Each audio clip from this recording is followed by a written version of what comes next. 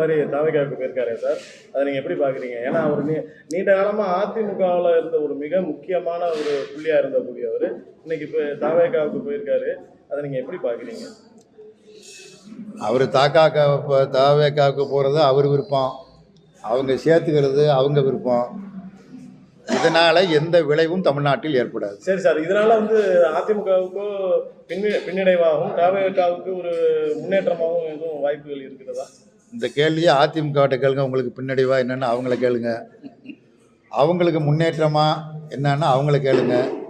என்னை பொறுத்த மட்டில் இப்படி ஒரு சிலர் ஒரு கட்சிக்கு மாறுவதால் இப்பொழுது இருக்கிற ஆட்சிக்கோ அல்லது எதிர்காலத்தில் வர இருக்கிற சட்டமன்ற தேர்தலுக்கோ எங்கள் அணிக்கு எந்த பாதிப்பையும் ஏற்படுத்தாது. 2026 வந்து இந்திய கம்யூனிஸ்ட் கட்சி யாரோட கூட்டணியா இருக்கு? இப்போ யாரோட இருக்கோம்? அதுதான் சார். இப்பொழுது நாங்கள் யாரோடு இருக்கிறோம்? இப்பொழுது யாரோடு நாங்கள் இருக்கிறோம்? ஒரு முறைக்கு 1000 முறை சொல்லிவிட்டோம்.